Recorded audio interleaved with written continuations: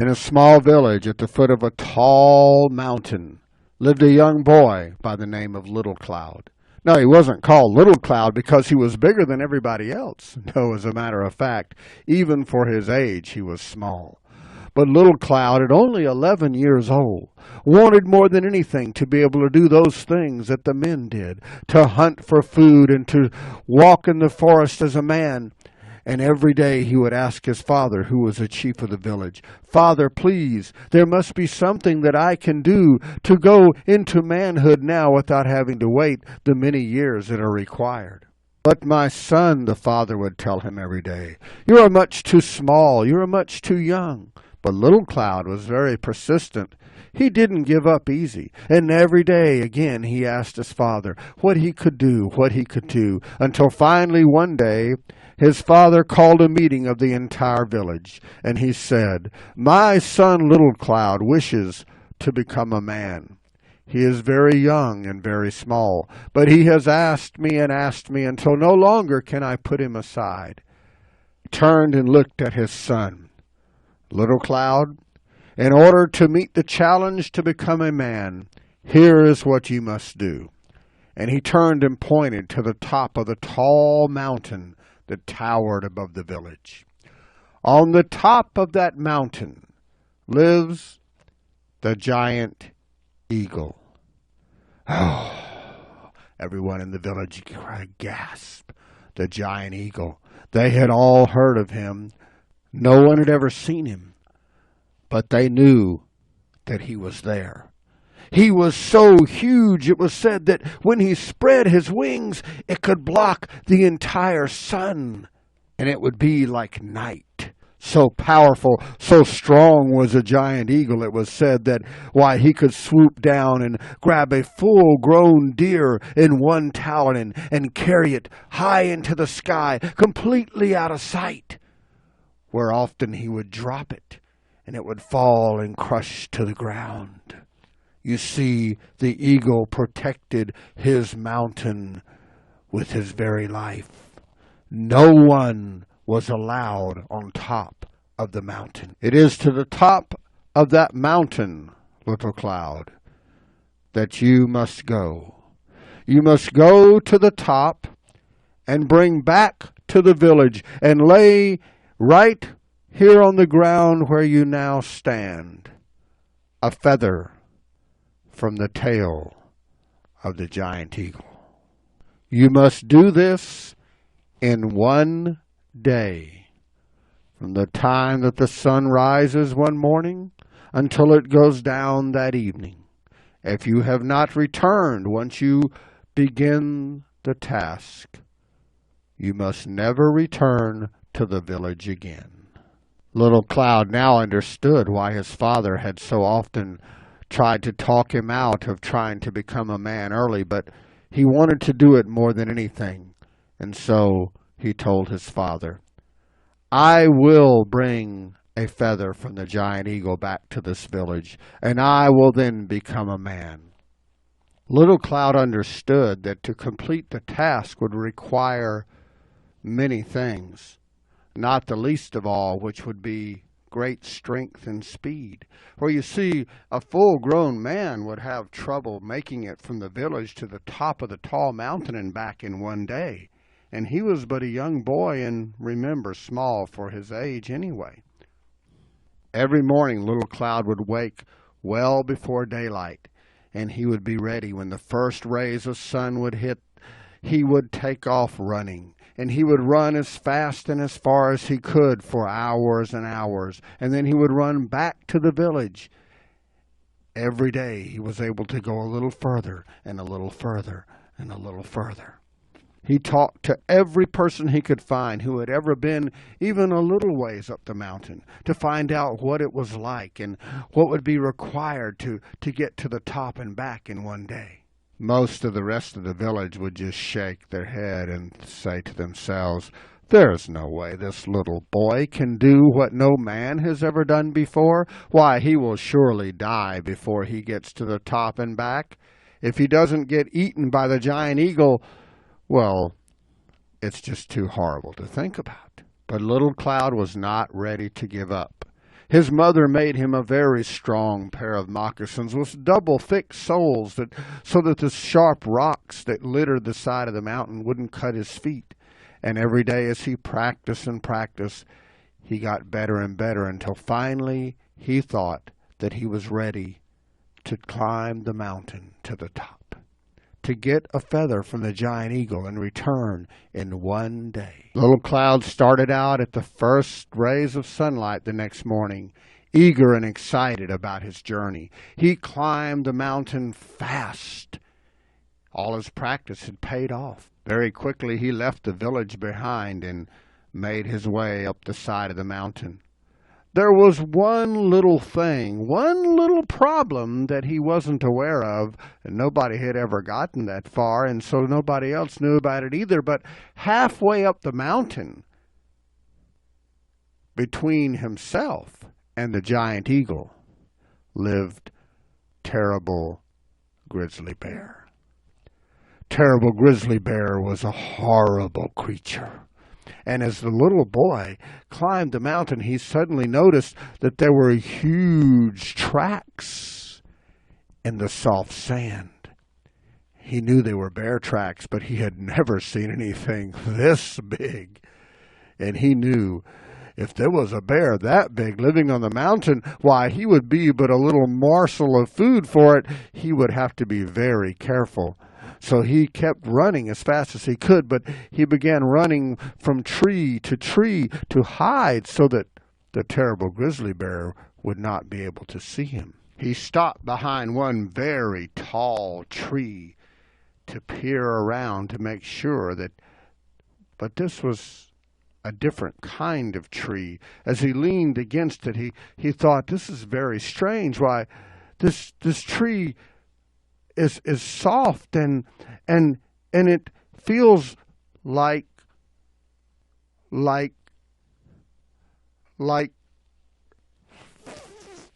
fur. Little Cloud slowly looked up, and then he saw the tree he was hiding behind was not a tree. It was Terrible Grizzly Bear.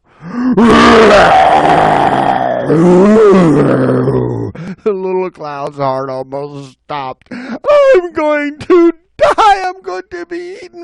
What are you doing on my mountain? Little Cloud wanted to run, but it was like his feet were glued to the ground, and besides, there was no way that he could outrun Terrible Grizzly Bear. And if he didn't have an answer for the bear that he would be satisfied with, he knew that he would just be, and then he Mr. Terrible Grizzly Bear, I'm here to help. Here to help me? That's the craziest thing I've ever heard. What could you, a tiny little speck on the ground to me, do to help me? Are you strong enough to fight my enemies? But I don't have any enemies. I'm the strongest bear. I'm the strongest animal on the mountain.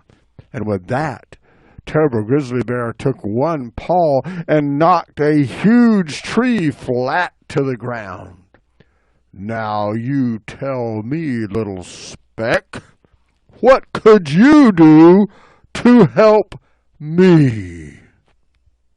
Why, Mr. Bear, of course I'm not strong enough to fight your enemies. I'm not strong enough to do anything hardly at all except stand. But you see, I can help you in another way.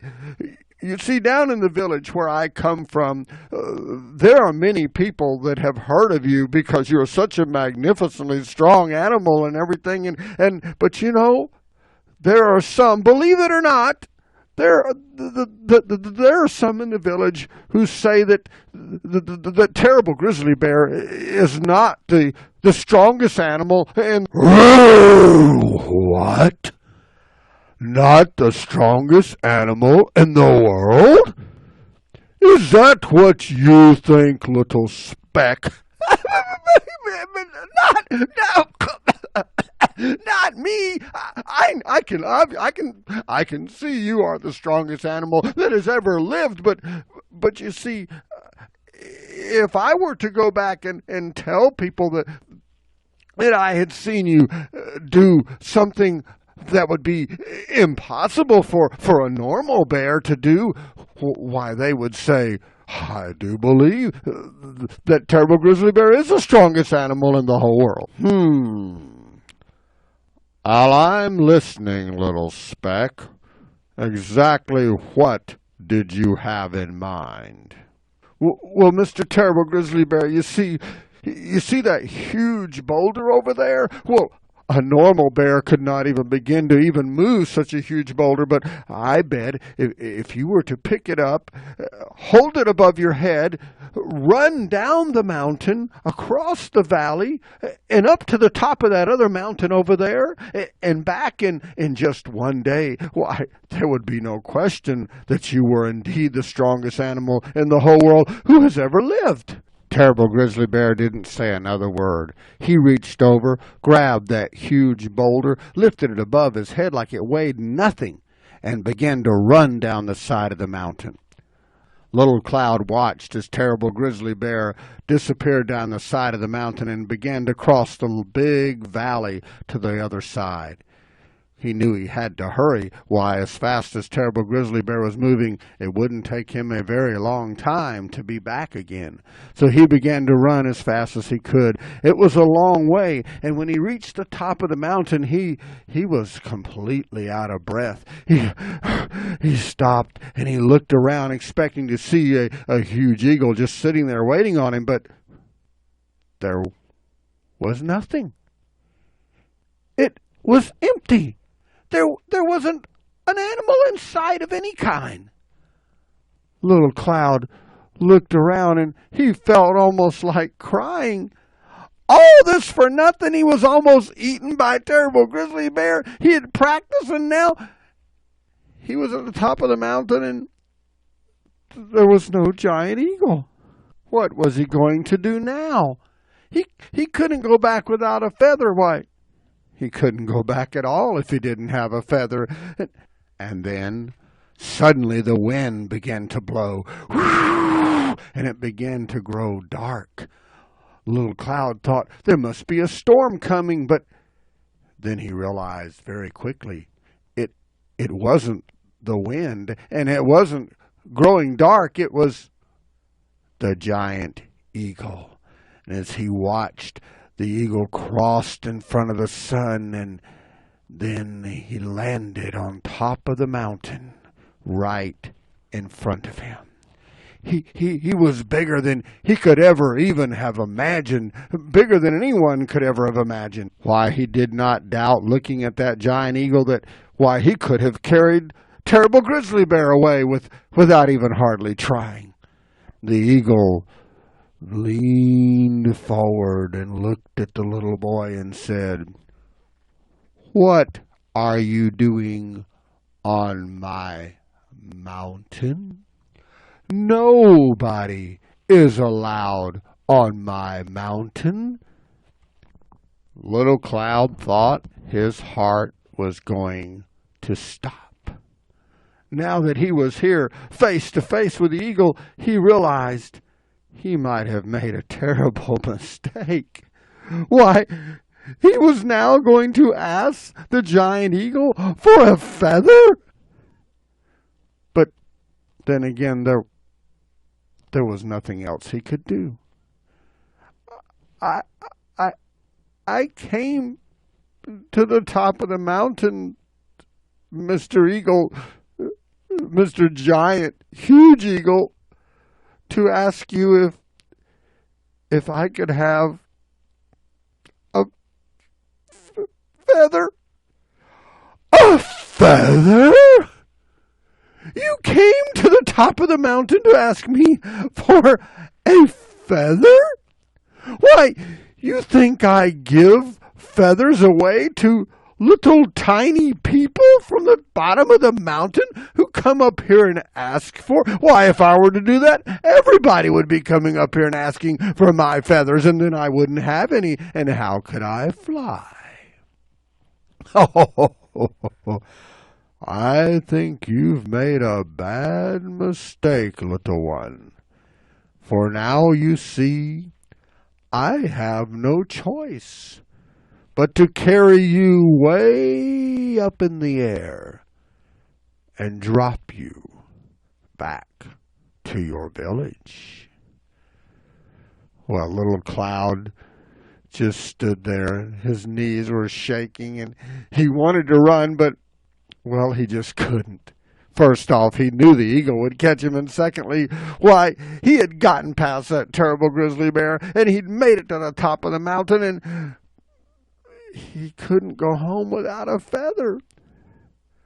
Please, Mr. Eagle, wouldn't you reconsider? You see, I'm here to help you. Help me? You think there is a way you can help me? Why, there is no bird on this entire planet that is as big or as strong as I am. What possibly could I need from a little tiny thing like yourself? Oh, I know. Perhaps I could use a leg bone to pick morsels of food from behind my beak. Is that what you had in mind? Oh, no, Mr. Eagle. That's not what I had in mind at all. You see, perhaps I should explain it a little better. You see, down in the village where I come from, everybody has heard of the giant eagle, but of course nobody has ever seen you. And when people say that, oh, he's so big he can block the sun out, and you can, because I saw you were flying over and it was like nighttime when you blocked the sun out, and he is so, but you know, since nobody's ever seen you, there are those who say, oh, there's no such thing as a giant eagle. It's just a cloud passing over the sun. And is that what they say? What? That's not what I say. I say, well, of course there's a giant eagle. I mean, it's quite obvious.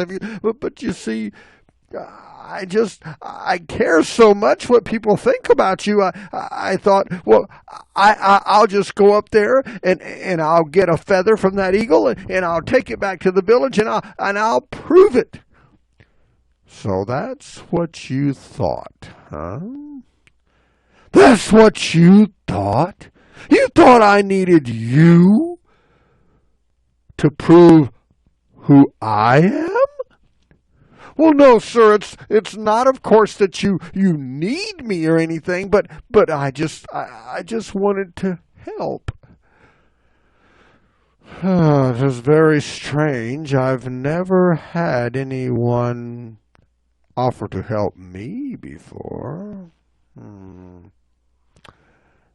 Giant Eagle turned as if he was in great thought, and then he turned back and leaned right over into the face of Little Cloud. I've thought it over, and this is my answer.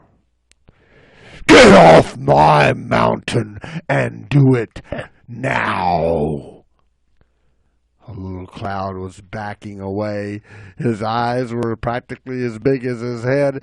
He thought, oh, what am I going to... And then the giant eagle reached around and plucked a big feather from his tail, dropped it at the feet of Little Cloud.